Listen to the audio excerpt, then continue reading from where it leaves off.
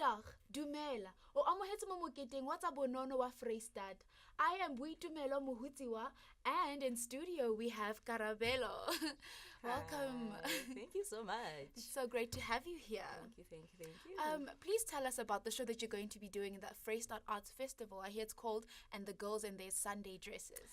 Okay, so the play was written by Zekzunda I think it was first performed in 1986. The play set in Lesotho is about these two characters. So it's the lady and the woman. They've been standing on a queue to buy rice for days on end.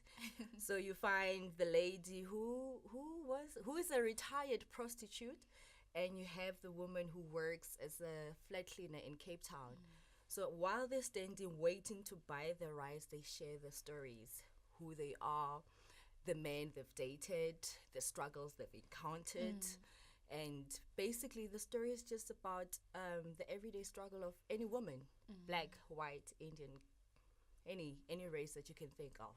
I think that's really quite an interesting look, because it's one of the topics I think that goes around when women are speaking together. Like, we're all from different places, we're all quite different, and there's this vibe we get that we can't say much because you're different from me. So I think it's quite a nice play to actually, put out there. And I mean, the contrast between the characters. How is the rehearsal process, and how's it been just to get that across? See, the play, I'm doing it for the third time now, but with the same cast. But every time, like now, just doing this piece, we see how we missed certain things in previous runs. So the rehearsal process is very nice.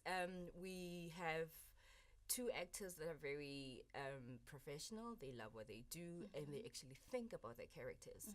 So for instance, yesterday we got there and we had our first run because one of the actors was in Grahamstown. So while we're doing that, you always find an actor saying, "Oh my gosh, I can't believe this woman just said this." They always have those aha moments. So you have two professional actors that love what they do, that really engage with the script, that are forthcoming with me as well. They are very, they get to ask my decisions as a director that, okay, why are you telling us to do this? It's not that they are challenging me, but they want to know why they're doing certain things, which I love, because as a director, I'm more of a person that collaborates. I don't just come there and say, okay, you do this, you do this, you do this. It's a work in process with the actors. So it's a very beautiful space. We love being there. The script itself is very hilarious. Even though you can come from home with your problems and whatever, but as soon as you get into the space, we know that, okay, now it's going to get fun. So I love being in the space of rehearsals. Wow, that sounds actually quite amazing. I just wanted to know, actually, what is the hardest task that you've ever had to encounter directing this play? I think with this run particularly, it's because now I'm working with professional actors and not having money to pay them. Wow, that has that's been very challenging. Yeah.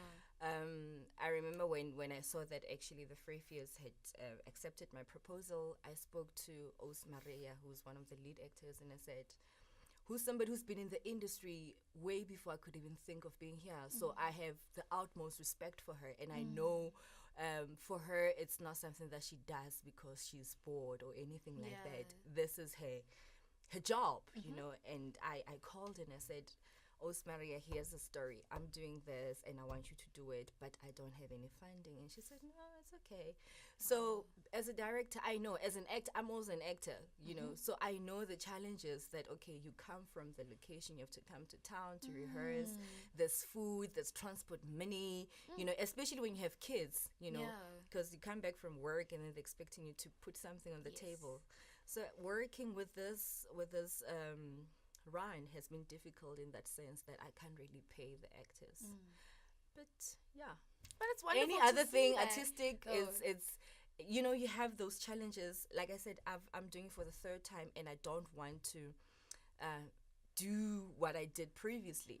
So I think one other challenge has been trying to look at the play in a fresh eye, not going like, okay, the last time we did this, so we're going to do that. Yeah. Because times are different. I've grown, the actors have grown as well. And as much as the story was written at that time, it has also grown, because what I do is I look at what the playwright was trying to do at the time, and I look at what we have now, the challenges that we have now as women. So, yeah. What's different from what you're putting out into the play than what the writer himself wrote into the script? Is there anything that you maybe changed a little bit? Not really, but I think what I'm doing is I'm involving the audience.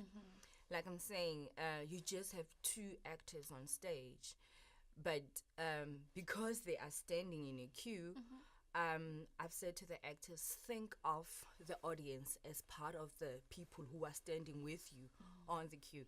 That part is not in the play, but I thought, okay, realistically speaking, you're on the queue. You're not the only 2 people there. Yes. So let's interact with the audience. So I think that's something fresh that I'm bringing to the play. Awesome. Do you know when the plays are going to be showing at the Vrystaat Festival? We're opening on the 9th at 2:00, and then the next performance on the 10th at 3. Yeah. Nice. Just 2 performances. Well, 2 performances we're definitely looking forward to. Great. Thank you for being with us, Karabelo. It's really been amazing talking to you. Thank you. That's all we have for today with Karabelo and myself. Please catch And the Girls in their Sunday dresses at the Vrystaat Arts Festival. Please do.